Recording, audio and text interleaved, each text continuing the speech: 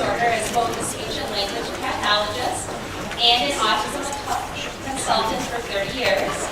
She's presented at many state and national workshops and conferences, and she provides a lot of training and student support throughout the state. Susan presents on a wide variety of topics with a particular focus on the use of technology and evidence-based practices as positive behavioral intervention and supports for learners with autism spectrum disorder. It is with great pleasure that I introduce to you Ms. Susan Stokes.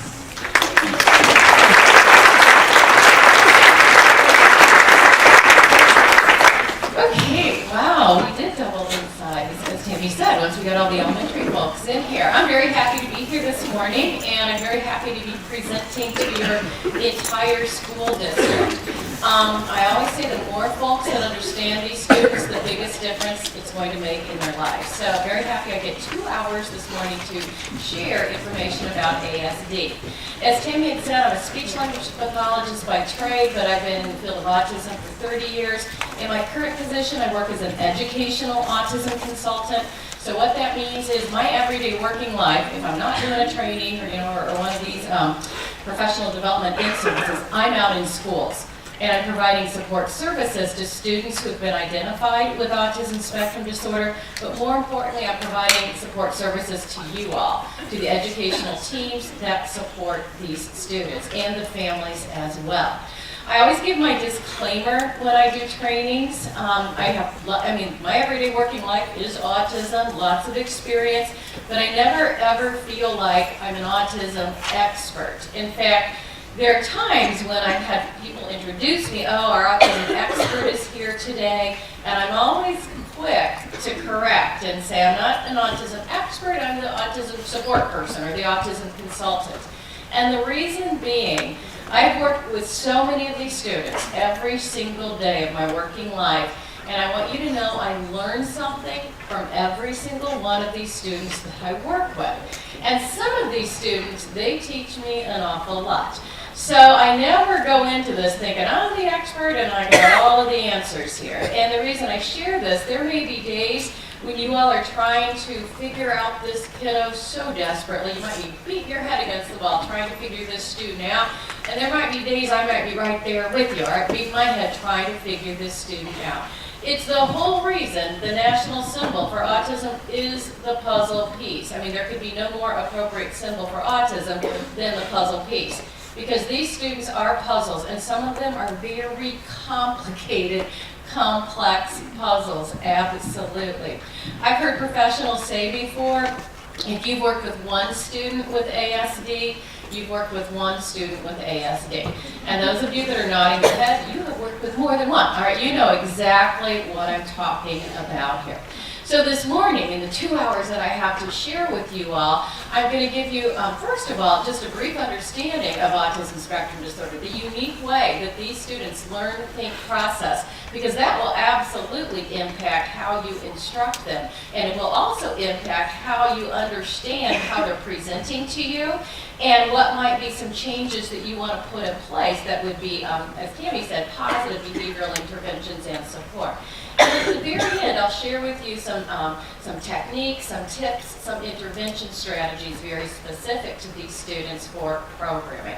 So I think handouts, they have like the ability to download electronic versions, right? So you all, if you brought it, great. If not, you've got an electronic version that should match up pretty well to my PowerPoint. So jumping into this.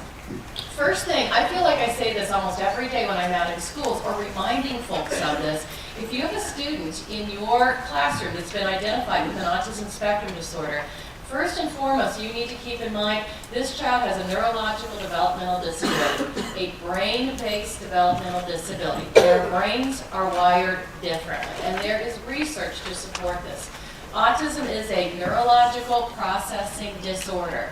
How their brain processes social information, sensory information, communication can be very different than you or I or the other students in your classroom.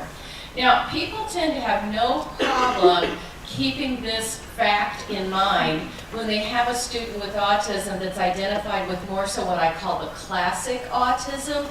That would be the student that might be not a real functional verbal communicator. They might engage in a lot more of the repetitive kinds of behaviors. People tend to get it right off the bat. Okay, this child, there's something a bit different, possibly something going on neurologically. But when you have a student in your class that is highly verbal and could be highly intelligent, I have some students, their IQs are up in the 150 range, and they are using 20-word sentences and using vocabulary words. I don't even know what they're talking about. It's very easy to lose sight of this fact that they still have a neurological brain-based developmental disability that is going to impact them in a number of different ways that I will share with you in just a minute here. So keep this in mind, because if you have one of those verbal, cognitively intact students, oftentimes we get so hung up on the fact, well, they're smart, all right, so if they're struggling, if they're having a meltdown because they missed one on a math test, it can't be autism because this student's really smart. He's just overreacting. All right, here, he's just doing this on purpose. He's smart enough, he should know better. IQ has nothing to do with your ability to process and understand, again, social information, sensory information, figurative language, abstract elements of language, of academics. And again, I'll talk more about that. So I just want to make that point real clear. Causation of autism spectrum disorder, this has been so argumentative in the world of autism for so many years now. What researchers do agree upon, it is a genetic-based developmental disability. Babies are not born without anything wrong, and then there's some kind of environmental insult that causes autism. We have finally linked the vaccination as a causation factor to rest. All right, so, and the reason we know there's this genetic piece is because they have discovered chromosomal abnormalities in varying combinations. So again, genetic, the underlying causation factor for autism spectrum disorder.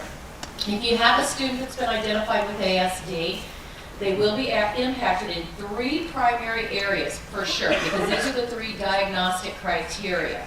So they will definitely struggle in the area of social relations to some depth and degree. They will definitely struggle in the area of communication. And communication is just not, can you talk or can you not talk? Because I said before, I have many students that are highly, highly verbal, but they talk at me, not with me. All right, they engage in monologues, they're just kind of verbally spewing all this information, but we're not engaged in a reciprocal back and forth conversation. So they struggle tremendously in this area of communication from a social communication perspective. And then the third primary area, we call it restrictive, repetitive, perseverative patterns of behavior. These are kiddos that can get stuck on things, have certain things that they absolutely love, have a difficult time shifting, might have a difficult time with change, like predictability. And I'll talk a bit more about these 3 areas, a bit more in depth, a little bit later this morning. But what is important to keep in mind is that autism is now considered a spectrum disorder. It does look a lot different than it did before. When I got in the field 30 years ago, the students that I was working with 30 years ago that were identified as having autism, those were the students that were very socially withdrawn, and I always heard the cliche, it's like they're in their own little world, engaged in a lot of repetitive kinds of behaviors, and they weren't very functional verbal communicators. I still work with those students, but I work with students that also look a lot different than that. So autism has changed greatly just in the 30 years that I've been in the field. And I think this slide definitely speaks to the continuum of what we can see in our students with ASD. Their IQ, their cognitive functioning. I have some students that are cognitively at a very young level. But again, I have some students that could be all the way up in that 150 range. And I've got everything in between. Regarding their social relation skills, I had just said primary area of difficulty. But how they present socially can vary greatly from student to student. I've had some students that are very socially withdrawn, very socially aloof, and those are the students that oftentimes people will describe, it's like they're in their own little world. I've had some students that have been so socially withdrawn, they don't even recognize people as people. People are more so like objects in their environment. I was in a classroom and I was sitting between two areas of this classroom, and the student with autism wanted to get to the other side, and they literally climbed over the top of me. I mean, like I was a piece of furniture in the classroom. It wasn't like they came over and kind of like, nudged me and kind of looked at me like, come on, person, get out of the way. I was truly a piece of furniture in that classroom. So on this end of, the social continuum, they might be way down here. But I also have students socially that have a strong desire to engage in social interactions, and they are like trying to jump into every social situation they can. Strong drive, strong desire, but they're having problems. They're struggling. Why? Because they have this desire, yet they don't have those skills to be successful in that social interaction. And again, despite having a high IQ or being highly verbal, all right, despite that. Communication, I have students that are not functional verbal communicators, and then I have the students that talk their arm and leg off. Motor skills, and I know my OTs, my PTs, and my Phy-Ed teachers can definitely speak to this, where they've seen with these students a broad continuum of how their motor skills can present. Some of these students, their gross motor skills, their fine motor skills, they might struggle. They might be motorically awkward. They might require occupational therapy or adaptive Phy-Ed. But some of these other students, this might be their strength area, where they can be incredibly agile in this motor area. And then the last area that I have listed up here, where we can see such a broad continuum, in the area of sensory processing. Our brains, all of us, 24/7, our brains are processing incoming sensory information from our 7 different sensory areas. You just don't have 5 people, you have 7. And our brains are trying to interpret it and figure out, do we need to respond to it? Do we need to not? Tell us what it is. Is it too loud? Is it too soft, etc.? And for our students with ASD, because it is a neurological processing disorder, their brains typically struggle with processing this incoming sensory information accurately. So the brain can send out erroneous messages. So there might be a very soft humming sound. You guys can hear that right now? Some of you might. All right, this has been going on, people, while you've been in here. But your brain has been processing that, saying, oh, it's auditory stimulation. Your brain is saying, it's really soft, it's not painful, it's not a threat to your safety. And your brain is saying, it must be coming from some ventilation system. It's no big deal. Don't pay attention to it. Now, you don't have to make a conscious effort to do that. Your brain is doing all of that for you. But with students with ASD, neurologically, their brains might interpret that number 1 as, oh my gosh, what is that? It's extremely loud. It's very painful. I think it is possibly a threat to your safety. You need to get out of here. All right, and I've had students that will take off running, all right, because of something like this. And it's not that they are being drama kings or queens or overreacting. It's how the response neurologically that their brain is putting them into due to this sensory stimulation. The brain has like misread this sensory stimulation. Does that make sense to everybody? So this is real. This is extremely real, people. So autism is what I call a spectrum disorder. It's not just the picture that everyone had from a few years ago of Rain Man, all right? It's like everybody thought Rain Man was autism. If you didn't fit the Rain Man profile, then this person must not have autism. I was doing a talk, and there were like a lot of brand new teachers, like we're talking like 20s, low 20s, and I talked about Rain Man, and I saw so many blank faces. I'm like, man, I am so old. Like, these 20-year-olds don't even know who Rain Man is. So let me show you real quick. 3 of my students, actually. 2 are identical twins. And the twins have classic autism, all right? They are not real functional verbal communicators. You're going to hear vocalizations from them. You're going to see some repetitive behaviors. And then the second clip is a young man who also has autism spectrum disorder, but presents very differently from these twins.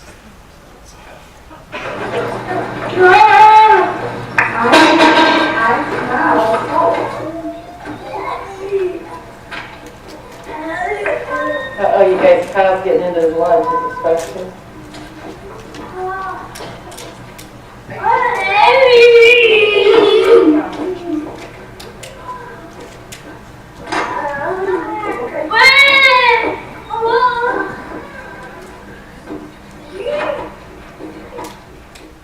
You know you have Asperger's syndrome, right? Yeah. What does that mean to you? Well, I just think it was kind of not really mental difference, but just kind of a different kind of person. Not exactly, weird or strange. Just kind of a different kind of person. Okay. Thinkers or something. That is a very cool way to look at it. What do you think is most important for teachers to know, like about kids that have Asperger's syndrome? Well, there's a lot of things we think is really important, like homework. Well, we like they're kind of late. We like that they can be kind of laid back, not too high stress. Like they don't really push us really, really fast. That gets us kind of anxious. Okay. And I mean, with a lot of kids with autism, we like people with sense of humor. A lot of teachers that I find it hard to have a sense of humor, so that's nice. Okay, so when you look at this video clip, those three young men, you would probably think, oh gosh, those twins, they must, their autism is very apparent. They must really struggle the most. Because when you look at the second video clip of my friend, you'd be probably hard-pressed on the surface, right, to pick out that there isn't anything going on with this student. His voice sounds very nice. I have some verbal students that, you pick up there's something a little different because they might talk like this. You don't hear like inflectional changes, kind of robotic. Alex doesn't speak like that. He's got the inflectional changes. He's funny, he was making jokes in there. So on the surface, I'm sure you're thinking, his autism, he must just have a little bit of it, all right, just a little bit, because he looks so good. And this happens all the time. I'll tell you, the twins have actually not struggled near as much as what Alex has in school, because Alex was very misunderstood and misprogrammed for because he looks so good on the surface. So many of Alex's behaviors were misperceived as very purposeful. He's doing this on purpose. We're going to put him on a point system, and he has to, very compliance-based was his program. Not looking at the behaviors he's exhibiting are because he doesn't have skills in these areas. And if we don't teach him these skills, all right, he's going to continue to exhibit these behaviors. He struggled significantly with something called social cognition or perspective taking. And he would say the rudest, most disrespectful things. And it wasn't that he was purposely trying to be rude and disrespectful. He gets a thought, or he used to get a thought up here, and it would come right out of his mouth, all right? He wouldn't consider, how might this impact another person? What might they be thinking about me if I say, this is stupid, this is really dumb? And if I tell the teacher, this is the most boring thing I've ever had to do in my entire life. Why do we have to do this, all right?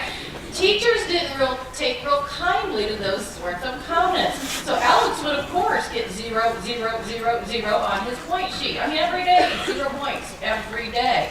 But what they didn't take into consideration is that he has no clue about perspective taking, how his actions and behaviors make other people feel.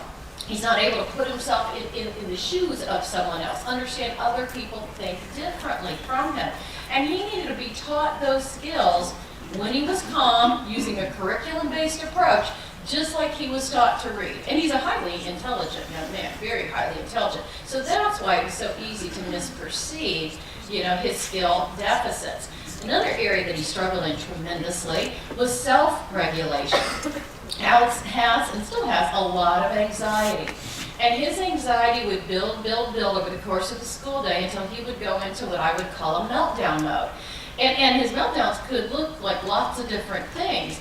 My fear, and my fear not only for him, but for many of my students that don't have self-regulation skills, that they're going to end up in jail. And I kid you not. I mean, that is my biggest fear. Because if they're 18 and they're engaging in property destruction or physical acts of aggression towards someone else, they're going to end up in jail, people. Before 18, they can get to the juvenile system, you know? So these students, many of them, do not know how to recognize those signs of anxiety that are building. And they have a great deal more anxiety than anyone else because of the neurological features and characteristics of autism.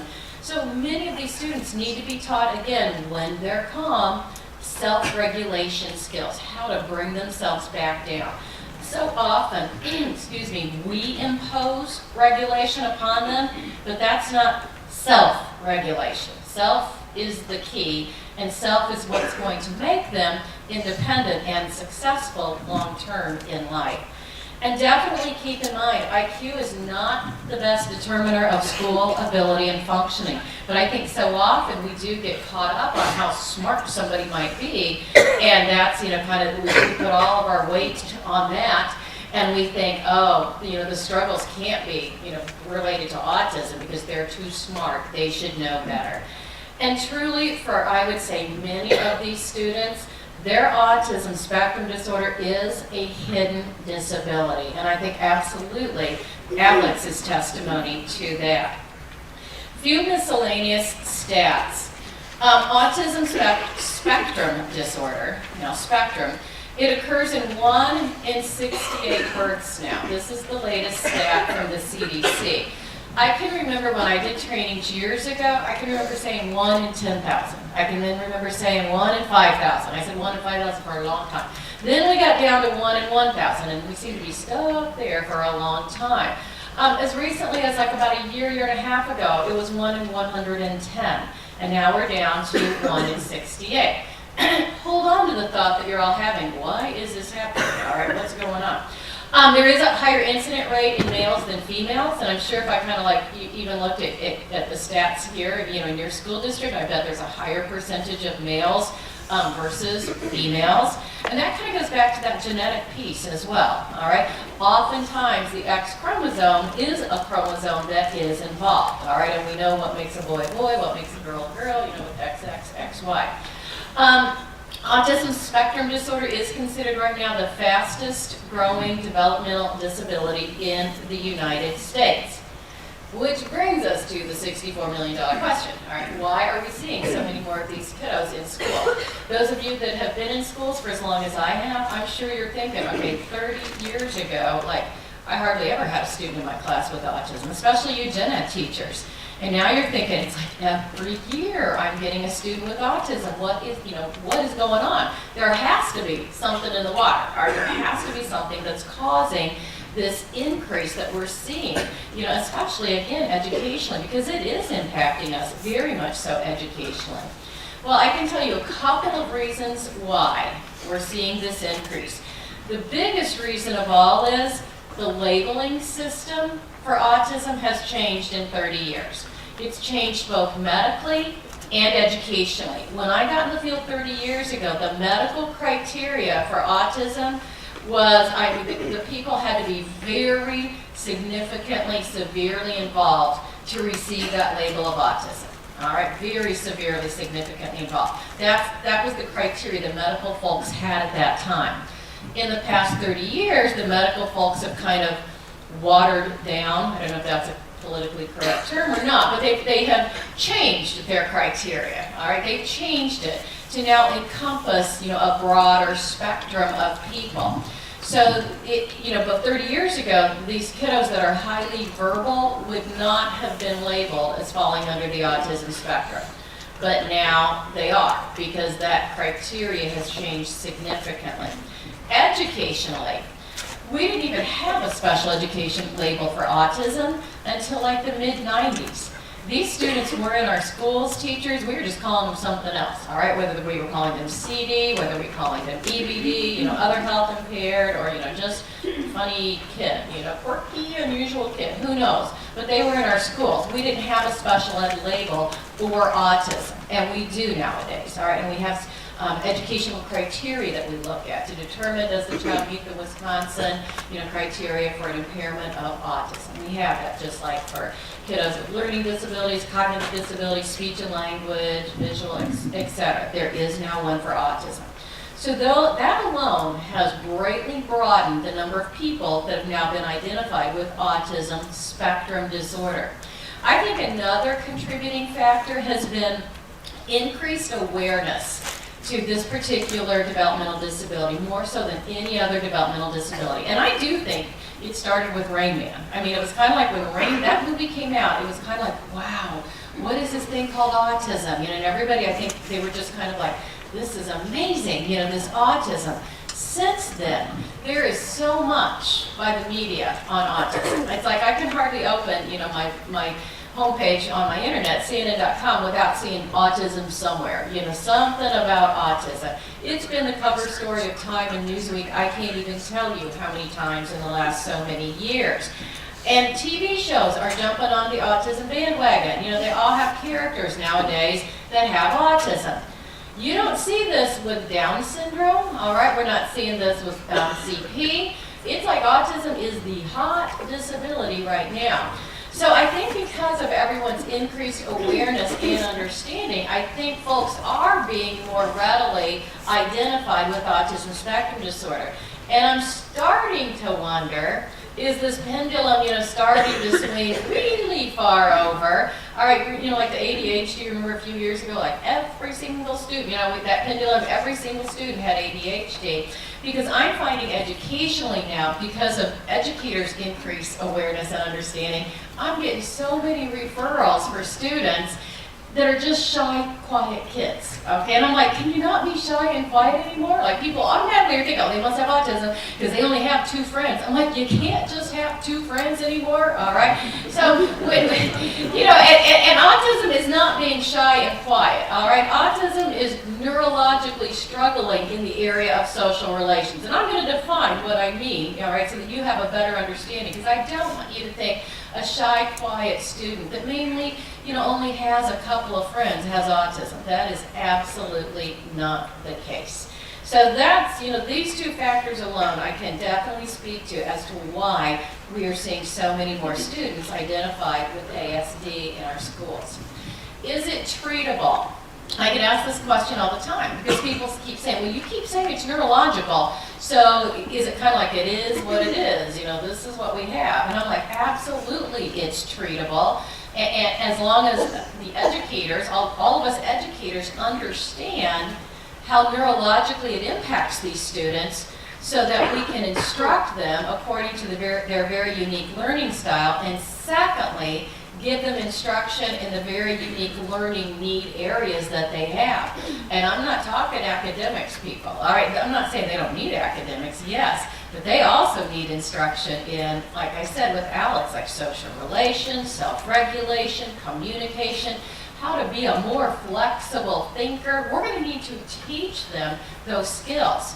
So we can do some neurological rewiring as long as we're giving them that instruction. But if we don't give that instruction, they're not going to change, all right? This is going to remain the same. I've had people say, well, is it curable? Can you you're cured, of your autism? Well, I said it's a neurological processing disorder, so they can certainly make lots of progress and be very, very, productive, citizens in society, but when I say they're cured, and I would say most professionals would say, no, it's not a curable developmental disability. How many of you have heard of Temple Grandin? All right, probably about half of you. If you've not heard of her, this is a person you are going to want to check out, people, let me tell you. She is, she has taught me so much about autism because she has autism. Temple is in her mid-60s now.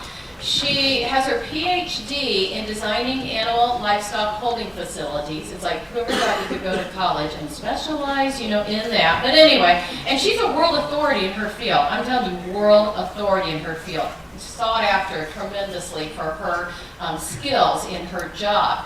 She also travels around and speaks about what it's like to have autism. And I've heard her speak a number of times. In fact, she's going to be the keynote speaker in May at the Autism Society of Wisconsin State Conference. And every time I hear Temple speak, I learn more and more what it's like to have autism, which helps me understand my students so much more. She has written a number of books, resources. Some are like her life stories, some are a bit more technical. But let me tell you, if you get a hold of any of her resources, they are exceptional. Students to auditorily process, and our words disappear, right? Your words don't stay around in space, float around out there for all your students to look at, and process. They've got to auditorily process that information that you're giving them quick.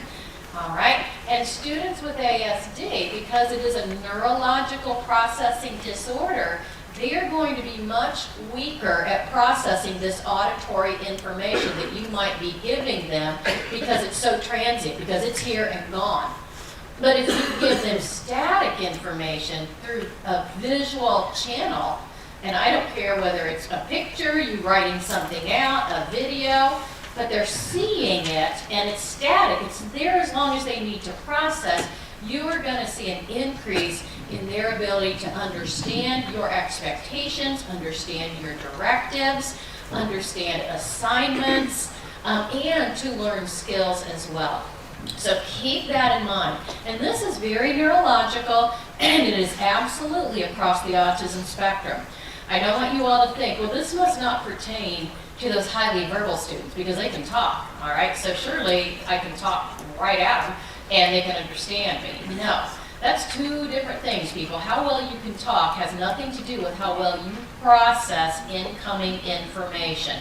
So I don't want you to make the mistake and think that these highly verbal students, if this doesn't apply to them.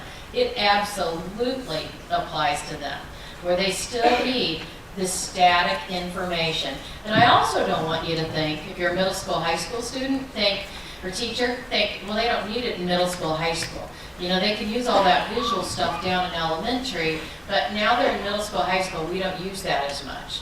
All right, nothing magically happens in the brains of these students during the summer between elementary and middle school, and their brains are totally rewired now, and they understand transient information just fine, right? No, they still need visual information, all right, throughout high school and beyond. Their rote skills are a strength area. This is another unique learning, thinking, processing difference with students with ASD. So they'll learn rote information well, all right, very well. And that's why oftentimes academically, kindergarten, first grade, second grade are strong for these students academically because it is a lot of rote learning. But what happens into second grade and absolutely third grade and above, it's not, academics are not so rote anymore. We're wanting them to start utilizing critical thinking skills. All right, that stuff's not going to be, spelled out black and white. They're going to have to start pulling out the main idea, or making some inferences, or predicting, or problem solving, comparing, contrasting, synthesizing information. That's absolutely third grade and above people. And so many of my students that still might have an IQ can struggle academically with those abstract elements, all right, that again come about in third grade. So don't be fooled by their strengths and their rote skills, because again, that's a very surface level skill. Rote is surface. When you rotely learn something, memorize something, that's a surface level skill. It's not an in-depth understanding. Think about did you ever memorize something like for a test? I mean, I can remember doing this. Like I memorized information, then as soon as I got my test, I'm like writing down everything that I memorized, so that I could like get it out of my brain, and then I could reference back. I mean, does anybody remember doing that? All right. Like a day or two later, though, did you remember a lot of that information? No, because you let it go. It was a surface level, rote memorization, not an in-depth processing. And that's the difference with these students. Something else I want to point out, because they are so good at rotely learning things, they will rotely learn whatever it is that we teach them to say. And oftentimes, we misinterpret what's coming out of their mouths because we've taught them to say it as meaning they have an underlying skill. And I see this all the time in the area of social relations, all the time. So I have a student that would go out on the playground and break every single playground rule, every single recess rule. So his teachers wrote like this little narrative about the rules for recess. They read it every day. And I mean, it got to the point where he knew it verbatim, all right? So he would stand there and he'd spit out the rules for recess and then go right out onto the playground and he would break every rule. So the teachers and the administrators said to me, he knows what he's doing. He absolutely knows what he's doing because before he goes out there, he'll tell you what those rules are. And I said, but have you actually taught him the rules for recess, or have you just taught him what to say? Because people, there's a big difference here. These verbal kiddos will learn whatever it is you teach them to say, and they'll spit it right back at you. But you have no guarantee they have an underlying understanding. And I said, has anybody gone out on the playground when it's not recess and actually done some role playing, some modeling? Have we done any videos, all right, to teach him the rules for recess? Those are different strategies we might utilize to teach the skill, not just a rote recitation of those rules. So be real careful, because these verbal kids, they'll learn to say whatever it is you teach them to say. I'm sorry is another one. I have so many students that rotely learn I'm sorry, and I'm sorry. All they've learned is that when you exhibit this behavior, you follow it up with these two words, I'm sorry. So I had this student who was a hitter, and this student, before they'd even hit, they'd be like, I'm sorry, as they're practically hitting students, and it's kind of okay, this is a little weird. But a lot of people were like, well, he knows what he's doing because he's saying I'm sorry. I'm like, he's learned these words go with this action and behavior. I'm sorry. Truly, if I'm using that and I know what I'm sorry means, it means I'm taking your perspective. I'm realizing how you're thinking and how you're feeling based on my actions and behaviors, and I feel really bad as a result. I feel very bad because of that. And I have so many students that struggle, but we make them say I'm sorry, and I'm not saying we shouldn't teach them to say I'm sorry. That's a very socially appropriate skill, but people don't stop there thinking because you've taught this student to say I'm sorry that they have this underlying perspective-taking skill. Unless you've taught it, they won't. And I've had students that are just rotely apologizing. I've had teachers say, I don't think he really means that. I'm like, oh, he doesn't. He's just doing it because we told him to. All right, but we need to make sure that we teach that underlying perspective-taking piece. Does that make sense to you all? Very important to keep in mind. These students, their attending skills can be variable. They will attend to things, people. Don't think they're poor attenders. I've never met a student yet that does not attend well who has autism. But they attend to what's interesting, what's motivating, what makes sense to them. And no offense, it might not be you as the teacher at the front of the room instructing, all right? So I'm always like, what will they attend to? What's motivating? What's interesting? Can we somehow pull that in?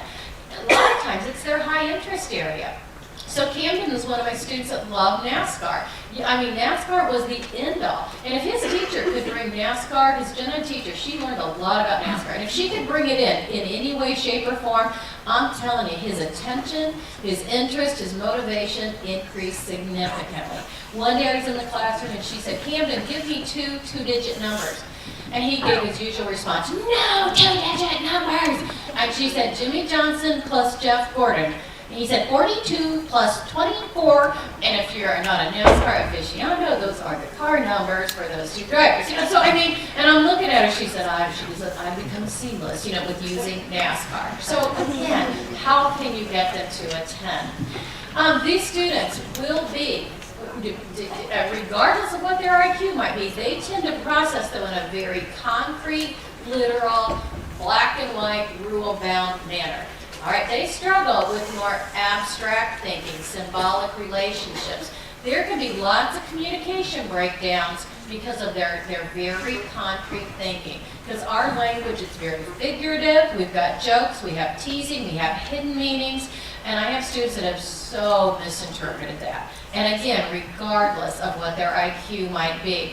And I've had these students oftentimes will look very non-compliant. I had a teacher call me and say, Ryan is the smartest student I've ever had, but he's also the most non-compliant student I have ever had.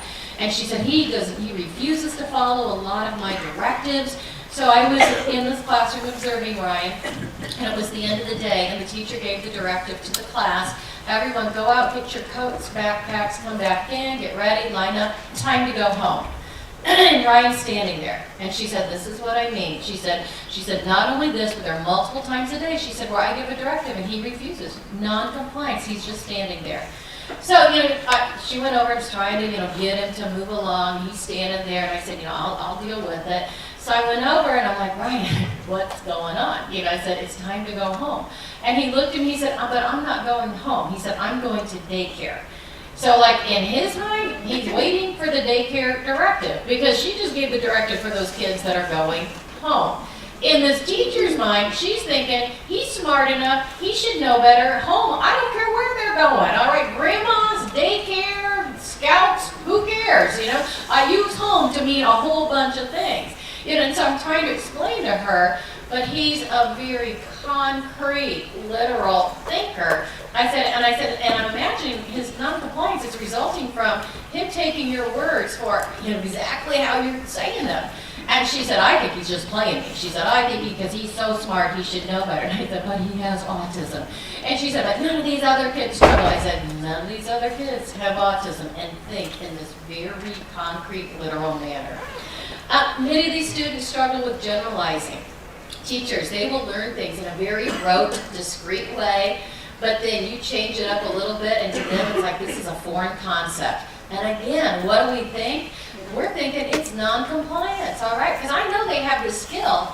They might have learned that skill according to specifically how you taught them with whatever materials or prompts, but they don't have a generalized concept. So again, it can look like non-compliance. And so often I hear non-compliance as a tip of the iceberg descriptor for so many of the students that I work with. Tip of the iceberg descriptor, non-compliant. So really what I want you all to consider, if you have a student in your classroom that's looking extremely non-compliant, could it be any one of these things? The big one typically is non-comprehension, all right? If you are giving them information, directives, you want them to follow a task, you want them to answer a question, and you're giving it through transient information, meaning you're talking to them, all right, and they're just sitting there, all right, I would hope that you're considering that non-compliance. I'm wondering if it's truly non-comprehension, if they're not understanding, they're not processing auditorily this information that I'm giving. Maybe I need to give it in a visual manner. I hope many of you are thinking this way. I always say, if you were in a foreign country where you did not speak the language and somebody's giving you a directive, would you be very compliant, people? No, you'd be totally non-compliant, all right? And if they're talking and they're giving the line and they're going and they're getting louder and they're getting closer and they're talking more, is that going to increase your compliance in any way, shape, or form? No. Is it going to increase your anxiety? Yes, because these people want something from you, but you have no clue what it might be. Now, in this foreign country where you don't speak the language, if the person stopped talking and maybe they start drawing out little pictures, all right, might that lessen your anxiety and help you maybe understand more so what this person is wanting from you? Same exact thing with these students. And again, all across the autism spectrum. Let me real briefly talk about some social relations, and then we'll move on a few other. Social relation differences. With these students, I'm not talking about manners, social niceties. All right, I'm talking about social relation skills that develop in all of us neurologically by osmosis. I'm not talking about things that your parents taught you, which is please and thank you and I'm sorry and all of that. These students will rotely learn manners and social niceties. All right, they'll learn whatever it is you teach them to say, but you need to also make sure you're teaching these underlying social relation differences that they have. Social awareness, social attention, newborn babies are born to attend more so to people than physical aspects of their environment. They've done research on newborn babies. They want to look at people, not physical objects. And I have so many students that neurologically they are not innately wired to be looking at the people in their environment. They'll come in to your classroom and they'll be checking out every electrical socket, or maybe your lighting system, or tell you your whole internet system, how it works. they're not looking around at their peers because that's not innate for them typically to attend to their peers.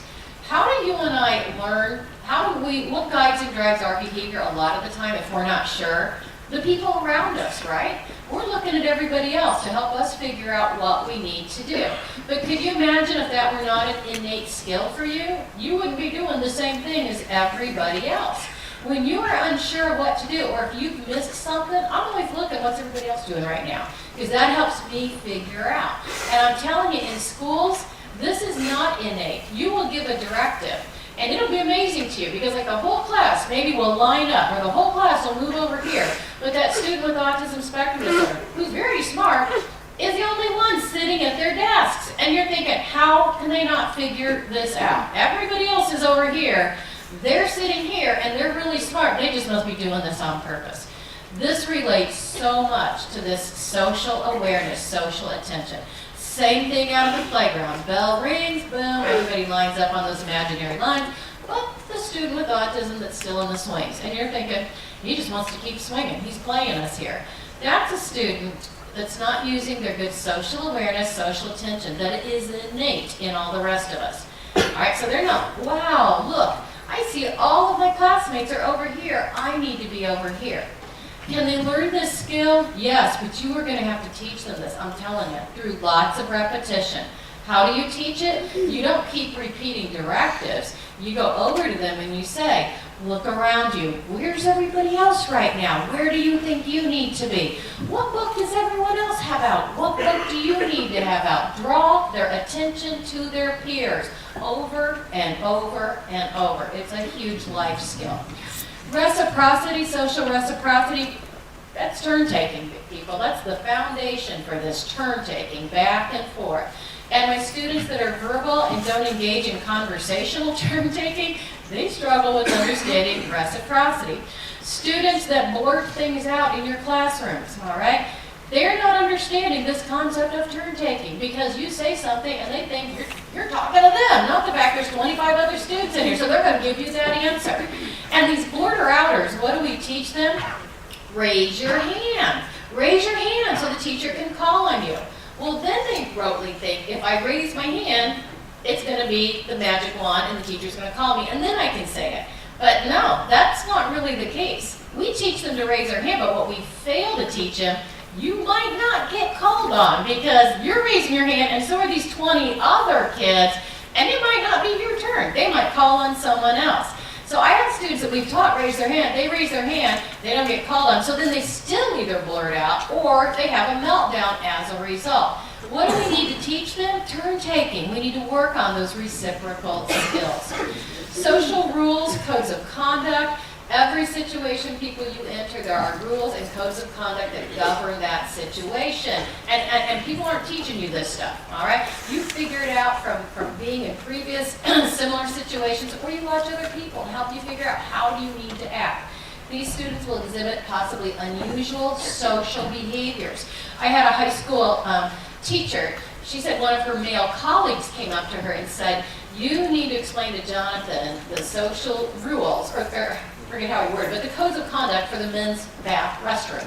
And she's kind of like, well, what are they? She's like, why? What's going on? And he said, well, like where he stands, and eye gaze, and she's like thinking, okay, these are not things in the women's restroom we have to worry about at all. And she's like, can't you do it? And he said, well, I don't have him. I wouldn't feel comfortable. He's your student. And she's like, great.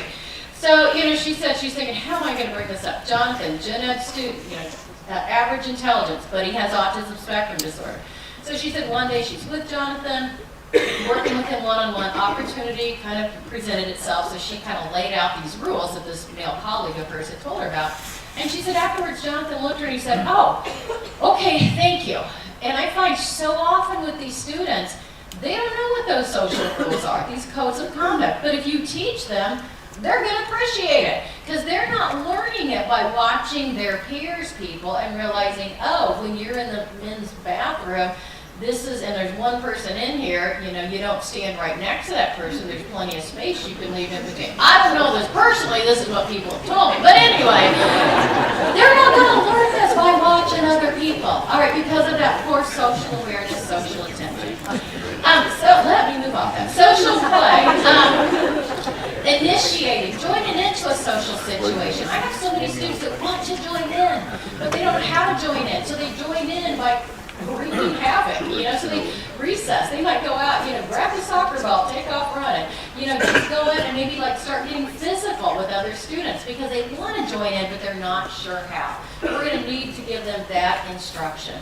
And then the greatest area of difficulty for these verbal, cognitively intact students that are, again, the most misunderstood and misprogrammed for, it's that social cognition that I was talking about, that perspective taking, being able to put themselves in someone else's shoes and understand how that person might feel, understanding people think differently than they do. People might think about them based on their actions and behaviors. Or I might make a person feel a certain way based on my actions and behaviors. Every social interaction you engage in, you're using those perspective-taking skills. So with these students, you see a lot of what I call honesty out of the mouth of babes, meaning they get a thought up here and they are letting it right out. You and I have a filter system. We get tons of thoughts up here that we never let out of our mouths, all right? All right, because we know how it might impact someone else. I mean, I can't tell you how often we use that filter system, all right? These students, so they can alienate themselves from their own peers because they're saying it like it is, all right? One of my 5th grade students, he kept saying, Lori, you're getting fat. You are getting so fat, Lori. And 5th grade girls develop, differently than boys. Of course, Lori'd be upset. Michael's teacher would pull Michael in the hallway. You are upsetting Lori. You keep saying she's getting fat. And Michael would look at his teacher and say, but she is getting fat. Kind of like, are you missing this point? And the teacher would be like, are you missing the point, Michael? Michael was speaking the facts, Jack, and so, he didn't get it. And Michael's teacher didn't get how Michael couldn't get it. And so finally Michael's teacher was sick of talking about it with him because this had gone on and on. And finally Michael's teacher said, okay, Michael, we've talked about this so much. He goes, are you going to ever say this again to Lori? And Michael was very honest and said, well, I don't know. He said, it depends on how I feel or what I'm thinking. And I thought, honesty out of the mouth of babes, all right? Any other student would have told this teacher what this teacher wanted to hear. Nope, not going to say it again, regardless if they're going to walk right back to the classroom and do it, all right? But no, mine was like, might say it again, buddy. I can't say that I'm not, because I might look at her tomorrow and think she is getting fatter, So I got to be the one, the town crier to let her know this. And it's not just their peers. They'll tell you. One of my high school teachers said that a student came up to her and said, that dress looks just like a bathrobe. He goes, why are you wearing your bathrobe to school? So she said she's looking at her dress thinking, okay, does everybody else think this too? I'm like, nobody else is saying this because they don't want to hurt my feelings. But here's Mr. Honesty, saying this. So they can appear rude, disrespectful. That can be tip of the iceberg. They might interrupt, blurt out, all right? Because they're not realizing you're not just talking to them. You're talking to 30 kids in your classroom. They can struggle with competition. I have students all age levels that can get very upset if they don't win, if they're not first, if their team doesn't win. Major meltdowns. And this relates to this perspective taking. They're going into this competitive activity from their perspective, which is, I want to win. And they're not realizing everybody else out there is thinking differently. Everybody else out there is thinking they want to win. And when they don't win, they're not able to utilize perspective-taking skills like we do. All right, when I don't win or my team doesn't win, I can say, well, that other team played a lot better than me today, or maybe it was their turn, to get picked or to win. No, they are not able to utilize those skills. And this is neurological, people. It sounds like extreme egocentrical thinking. It is. But it's not that they're choosing to think this way. This is neurological. They can learn skills in this area, but they're going to need direct instruction like we taught them to read. Cooperative learning groups, partner activities can be an absolute nightmare for a student that has perspective-taking difficulties. Can you imagine? Putting them in a group with 4 other students to figure something out in a cooperative, collaborative manner. No, it's going to be this kid's way or the highway, all right? And they're going to get upset when these other kiddos' highways do not match up with theirs. And I've had students, I mean, it's like heightened anxiety because it's like, why are these kids wanting to do it a different way? And the other students are like, we don't want to partner up with Billy because it's always Billy's way. And it's like no fun being with Billy at all. So the cooperative learning, partner activities, and then lastly under here, asking for help, seeking assistance. So many of my students need help, but they're not letting you know this in an appropriate way. All right, they might be like getting mad, scribbling on their worksheet, walking around the room, grumbling, mumbling. Why? Because they know they need help and they're thinking you should know it. At the same time, they know it because your mind matches up. Like you don't think any differently than they do, remember? So they're thinking you should be like running over. All right, one of my high school students would get so upset because nobody was like running and giving them the help. And I said, well, how are they going to know this? He said, well, they should know I need help. I'm just sitting there doing nothing. And I'm like, they're not reading your mind. You know, but that is truly what he was thinking. All right, because he thought, you know, they think the same way that he does. Lots of tip of the iceberg behaviors, people, relating to this one particular area. And again, not purposeful, not intentional, not volitional. It's because they don't have these skills. I talked about the communication. Of course, they're going to have receptive communication difficulties if you were doing a lot of talking to them, requiring auditory processing, and expressive communication. Even my highly verbal students, when they are anxious, they are not good communicators appropriately. We will see it behaviorally. The sensory processing, I briefly talked about this when I was talking about the continuum, but no, there can be tip of the iceberg behaviors and how these students' brains might be interpreting this incoming sensory input. I had a student, that went home and told his parents that his teacher was hitting him. And he said, and she hit several times a day. And again, the parents are not believing this, but they're not thinking this child's making up a lie. And a lot of times we think these kids tell the biggest, whoppingest lies. And it's not lies, it's their perceptions of things are so different. Because why? Because their brains have perceived things so differently. So the parents knew this child wasn't lying, but they also knew that this teacher was not hitting him multiple times a day. And of course the teacher was like very offended that why would he say this about her. And I always say, don't take this personal. They're not trying to make this personal, let me tell you. So I went into the classroom, and this was a very nice teacher.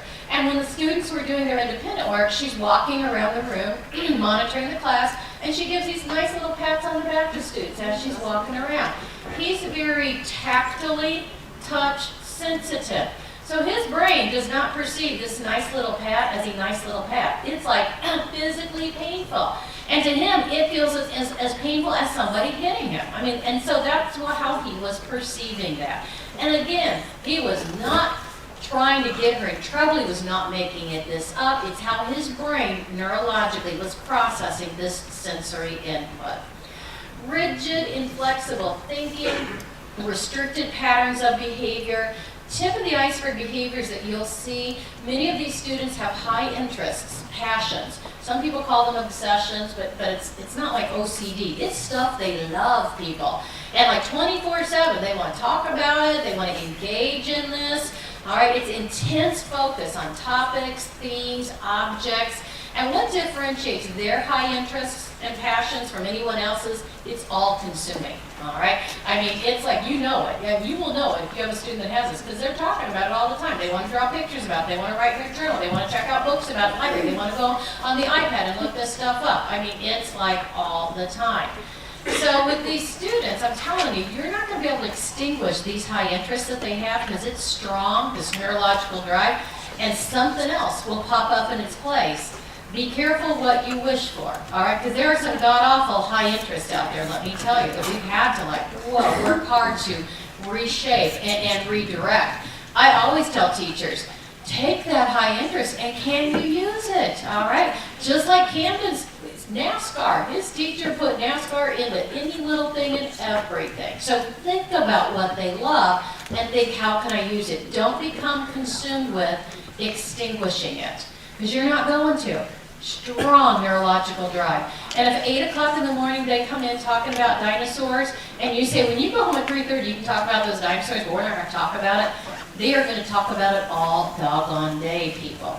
And we use some things like visual schedules, where we schedule in time for them to engage in their high interest, because that's teaching them how to manage their high interest throughout their day. You can't do it all day, but we are going to give you a couple of times throughout the day. That's way better than just saying, not going to talk about it. Nope, when you go home, you can talk about it. They will keep talking about it over and over.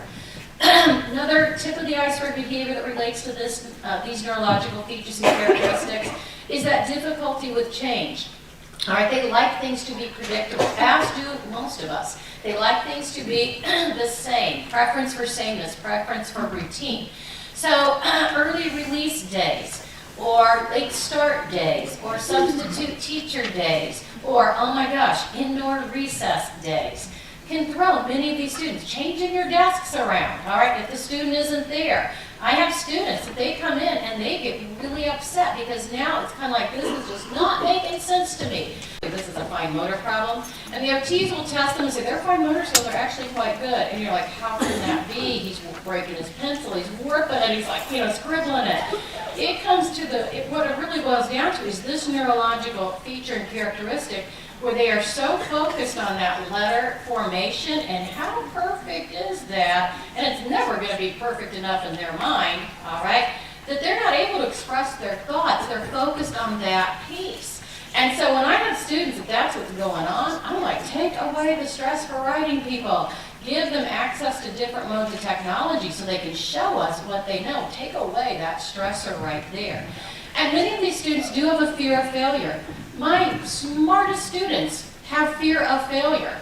And this is where teachers are like, oh, come on, he can do grade level work, 3 grade levels above this, but now he's refusing to do math at his grade level. But I know he can do it 3 grade levels above. So he's just, he's just choosing not to do his work. He's being non-compliant. I have students that get so fearful they're going to make a mistake, they shut down. Why? Because that's the easiest way to avoid failing, right? You don't do it, you do not have to worry about failing. And with those students, we have to back way up and make their work absolutely fail-proof, and then gradually start building that difficulty from there. Because if I don't go back to that level and start building up, they're going to continue to sit there and do nothing. Addressing behaviors, PBIS. Are you guys a PBIS district, or are you guys familiar? Okay. So you guys, this is not new stuff. So many districts are using PBIS now. In the field of autism, we've been doing this forever because we've learned that if you truly want to change a behavior, you have to prevent it from occurring. All right, the proactive, positive behavioral interventions and supports prevent behaviors from occurring, and that's what changes it. Reactive manages that behavior for the moment. And by reactive, I mean the behavior happens and we react to it. All right, so back with Nick, he would run away at recess when it was time to line up. So the reaction was going to be he was going to miss the next recess.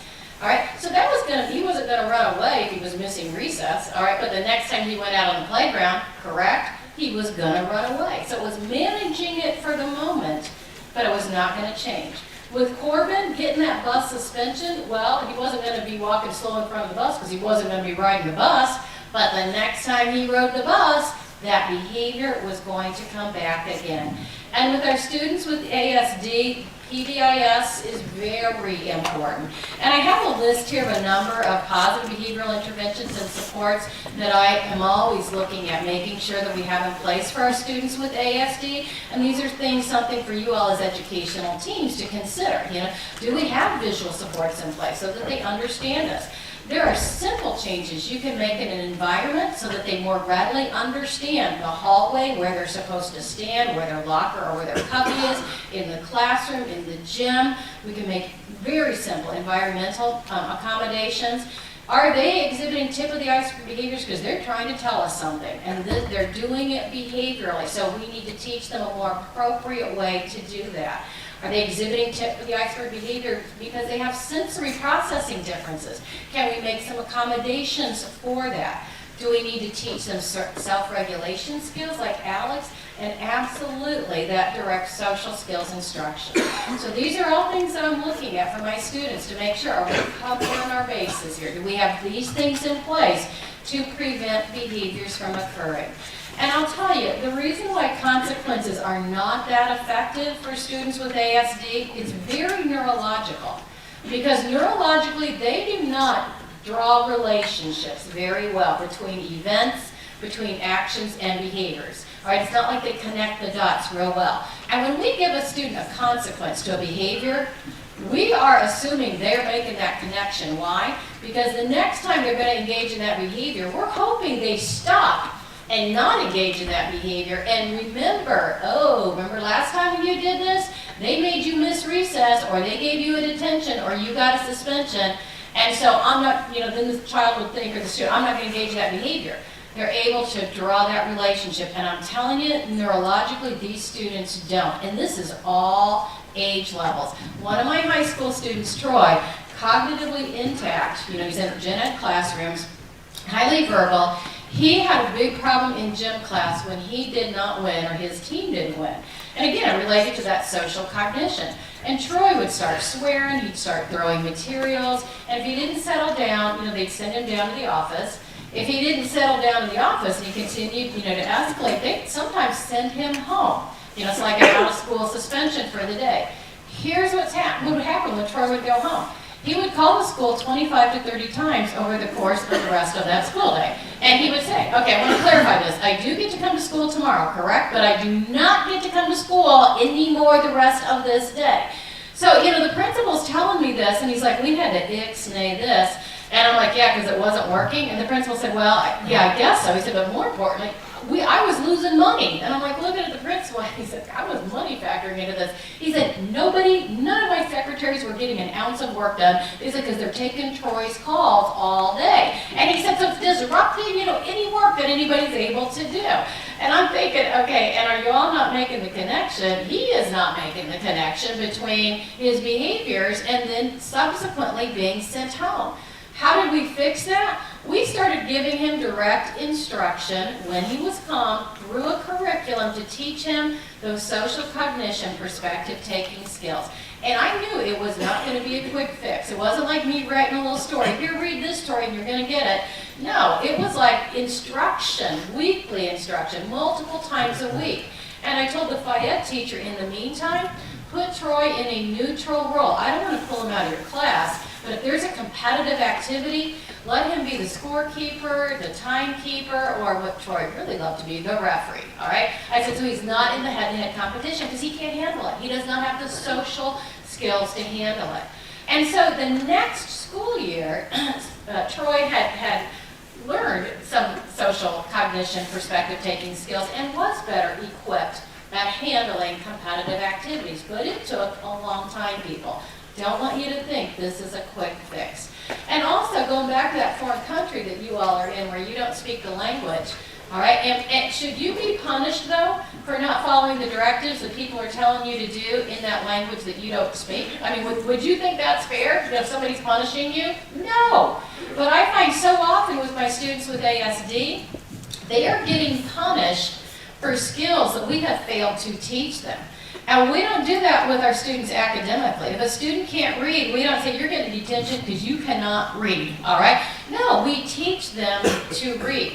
But I find many of my students struggle with social relation skills, self-regulation skills, perspective-taking skills, even basic communication skills, and we're punishing them because they're exhibiting these behaviors that relate to these skill deficits that they have.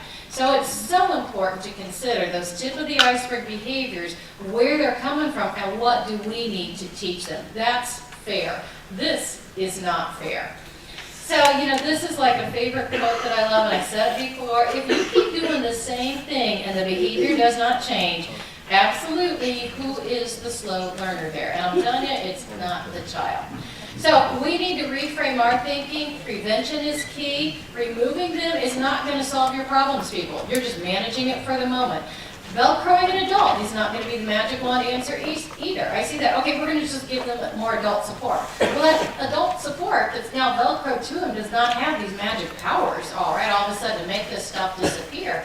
They can certainly start teaching the child some of the skills and using some of those PBIS. That would be an appropriate use, but just simply Velcroing a person isn't going to fix it, and absolutely punishing them is not the answer.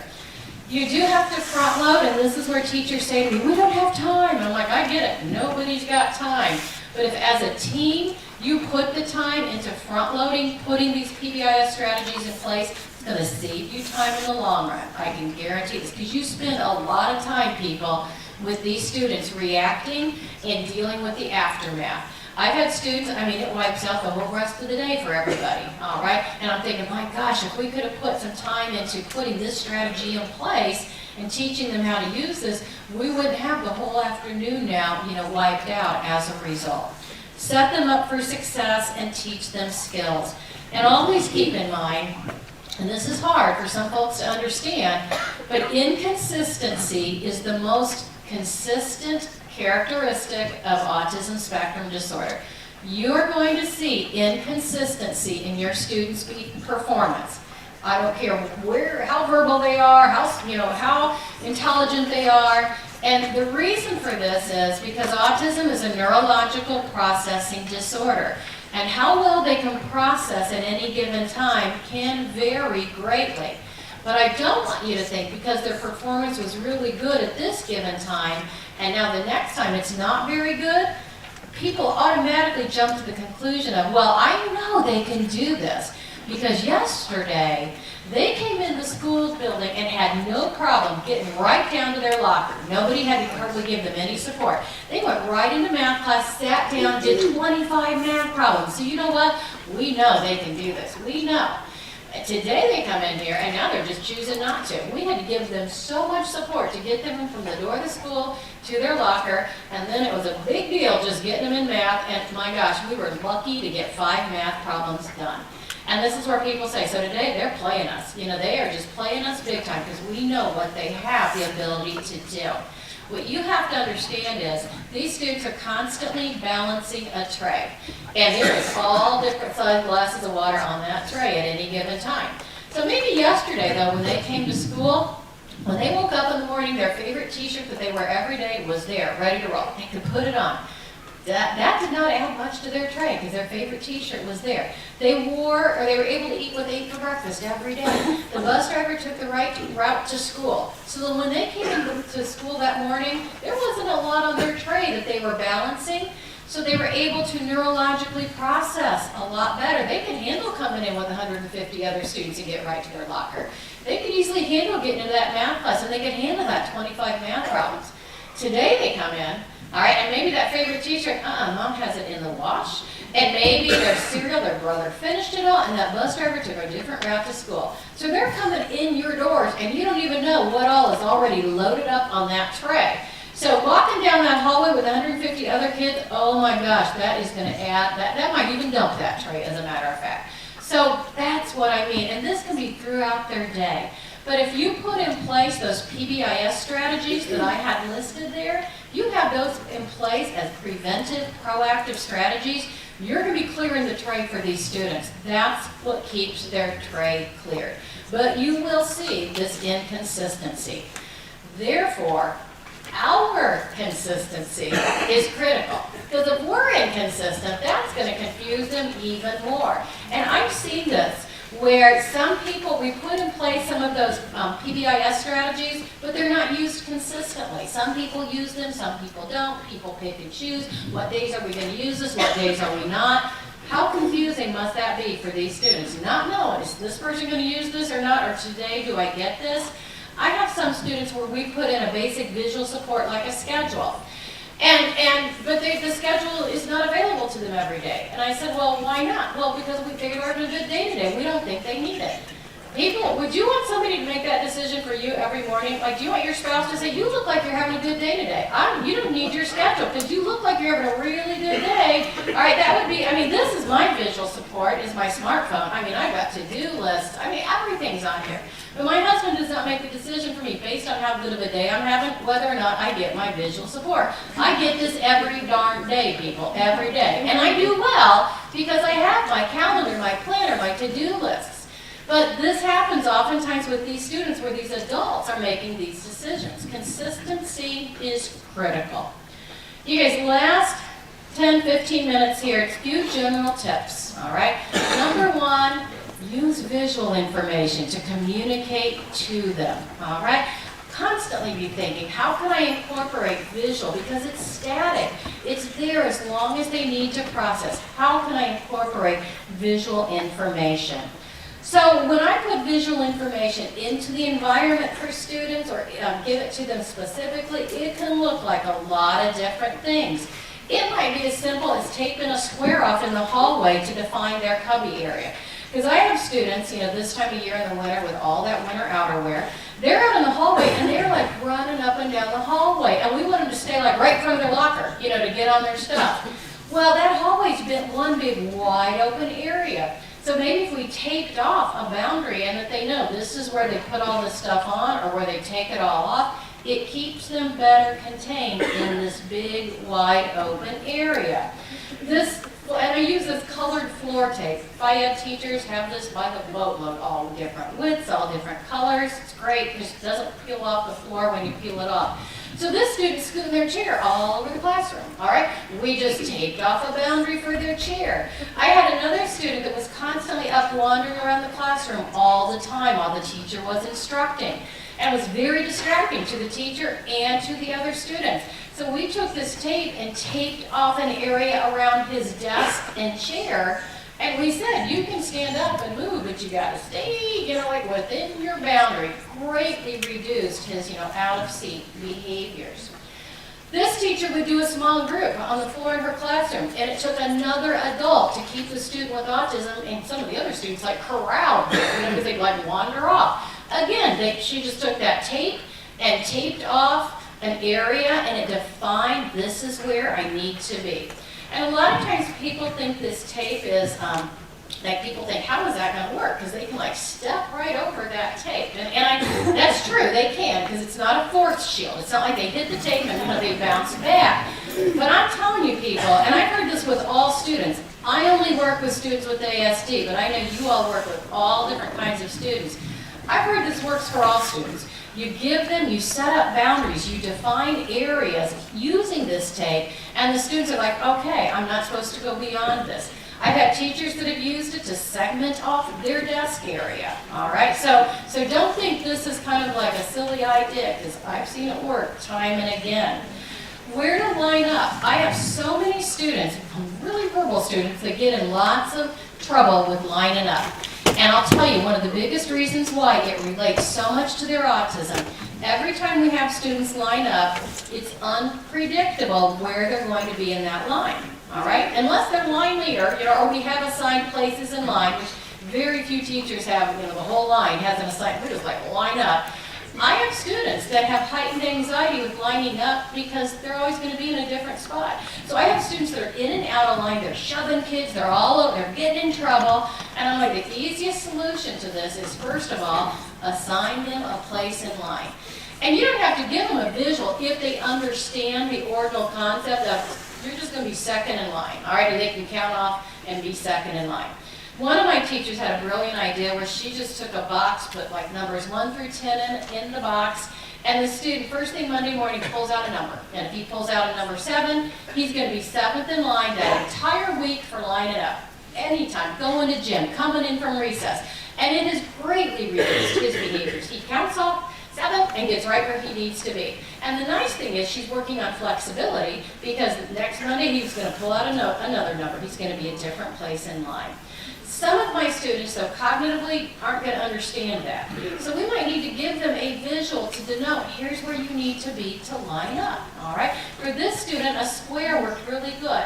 His teacher initially had an X. The X didn't work so well. Why? He had difficulty staying on top of a visual. He needed to stay within a boundary. So she just made a simple change, and he'd stay right inside that. So again, lining up is a big one. I would say most of my students have individual schedules, not just the schedule that's on the wall that a lot of elementary teachers have. Their own schedule that reflects their information, whether they have speech, whether they have OT, self-regulation breaks. This is where we manage their high interest. We put it right into their schedule. All of that stuff is not on the teacher's schedule. And secondly, I want my students interacting with their schedule. immediately upon conclusion of an activity, they're checking it off, moving it to an all done, because that's what shifts their attention. I have finished this, now what's coming up next? And this is just an example. Schedules can look like anything. My favorite is the lower left. This was a girl who hated her schedule. It was just like a written schedule. She hated it, but she needed a schedule. So the teacher incorporated it into a high interest. This little girl loved clothes and purses. So the teacher bought a purse like at Goodwill, and she and Addie decorated it. And then Addie's schedule is Velcroed on the outside of this purse. This purse now goes everywhere with Addie. I mean, it's out, she puts it across her snowsuit. When she's all done, you know, she pulls off that whatever scheduled activity, lifts up the purse, you know, slam dunks it inside. All right, so they can look like lots of different things. This teacher had the brilliant idea of taking paint stirrer sticks and putting schedules, her students' schedules on there. The students, when they were all done with an activity, would just flip it to, you know, the all done to the back side. This is just an example of a written schedule, and they incorporated with this student's schedule also where he could write down homework assignments, because that planner, that little box was just too small, and that was causing so much stress. So his schedule was just built right into where he had a bigger space to copy down if there was an assignment. This is an example of structuring up unstructured time. This student, there were 5 minutes between the end of math and lunch. And so you guys know what that's like. Everybody's bustling around, putting things away, washing hands, getting their lunch cards, whatever. And this student, he would escalate. He'd start like running around the classroom, laughing hysterically, and it was very disruptive. So what we realized, this downtime, this unstructured time was very unpredictable for him. So we gave him a visual checklist. And this brought him right down to what exactly he needed to do during that unstructured time. Those of you that have to wear or that put like your ID on a lanyard or keys or whatever, add visuals onto there. Things that you feel like you're saying all the time, make a visual to reflect that so that you can reduce your talking or support your talking with a visual. First, then, is a visual strategy I use all the time with my students, all age levels. Sometimes I use it to teach them what a schedule is all about, and more often I use it in addition to their schedule. Because sometimes my students get so focused on something that I need to get them to focus on, okay, yeah, that's going to happen, but first we need to do this. So like in this example, Griffin had a written schedule. And after journal, he always got a break, always, because journal was so stressful for him. But on this day, he's like I need a break, you know, and the teacher kept saying, well, you're going to get one, you know, after journal. See, it's right here on your schedule. At that point, his written list schedule was like, you know, too much. So like I just took a piece of paper and real quick, I wrote first journal, then break. It's like I broke it down into these two simple components. I gave it to Griffin, and I said to the teacher, let's back away. Because she was in a big power struggle with him. They were going round and round. And I'm telling you, you will never, ever win a power struggle with one of these rigid, inflexible thinkers. They are neurologically wired to be rigid and flexible. We're not. So I said, walk away. He's got a visual now. Griffin started working on his journal. Halfway through, he stopped. I came over and tapped it just to draw his attention back to it, but I didn't say, get back on your journal, all right? I didn't say a word. I just drew his attention to the visual, and I kept on moving. He finished journal, and he moved on to his break. When you put in place these visual supports, it will pull you out of a power struggle, all right? And that's the best thing about these visuals, because you're not going to win power struggles. The visual support does not allow them to engage in a power struggle because the piece of paper does not argue back with them, okay, like we do, all right? So it's hard to argue with a visual support. I use the first then also to break down scheduled activities. So maybe it says math on their schedule, but I have students that are like, you know, they're thinking math is going to last forever, there's no end in sight. So maybe we take a first then to break down math. And it could be like, I might have 3 things under there. It might be math, you know, we're going to do this, they're going to do math flashcards, they're going to do a math game. Then they get the iPad. And I have some students, I might even break down this even further. It might be math, page 62, 1 to 5, then get a drink. And then I reload it. Math, page 62, problems 6 through 10. then, take a walk, whatever. But I might have to break it down even more so, a scheduled activity. But again, the examples that I'm showing you are visual. We're not doing this auditorily, we're doing this visually. Those students that will not let go of something, they are talking, and you keep saying, we'll talk about this later, give them a visual.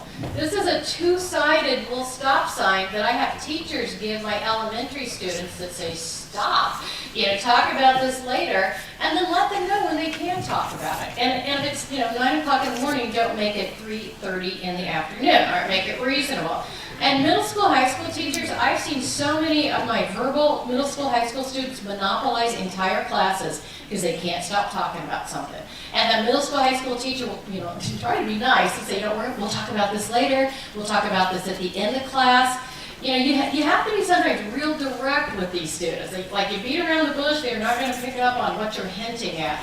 But I find giving them a stick-em note that you can just say, stop, we'll talk about it at, 8:53, 2 minutes before the bell rings. It allows them to set it aside because they've got that visual there as a constant reminder. If they don't have this visual here, they're going to keep bringing up whatever it is they are stuck on. Visual directions, for academics. I have a 5th grade gen ed teacher. She is the master at using this dry erase board. Any directive she gives the class, she's writing it down on the dry erase board and she gives it to the student with Karen, the student with ASD.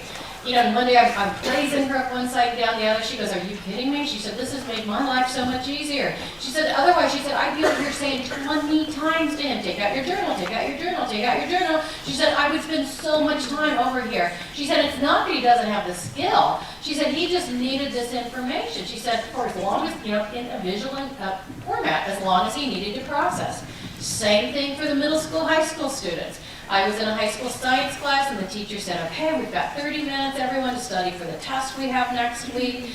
And this student was like looking around, and I said to that teacher, can you just put in a stick-em note, checklist manner, what he needs to do right now? Focus his attention for this science test. This is just an example. One of my high school students, he and his teachers would break down his assignments, whether it was a test or an assignment, what was coming up, what he needed to do, what day, and very importantly, how long it should take him to do it. He would think to read chapter 4, he would take 4 hours to do it. And the teacher's like, nope, this is how long, but she would put it in a visual format. She would do this with him. This is an example of a high school student's schedule. A high school student that's in gen ed full time. Check in with a special ed, check out. But he needed, he would never get his homework assignments written down. So the special ed teacher's calling everybody. He never got the materials home that he needed. And so the special ed teacher would load his backpack. So we created a schedule for him that had all of his classes, his gen ed classes. The second column were all things that we wanted him to work on, things that he could do. We wanted them to generalize to these gen ed classrooms. The next 2 sections where it said assignments and materials, those were blank. And there were nice big spaces. This is where he would copy down from the board, like chemistry, first hour, what was the assignment. And then his gen ed teachers, per me having a meeting with them and asking them, would they also put not only the assignment for first hour, but draw a slash and put down what materials the students need. So I wanted Mitch, at the end of the day, to be able to load his own backpack from looking at that materials list. So this was just an example of a student schedule.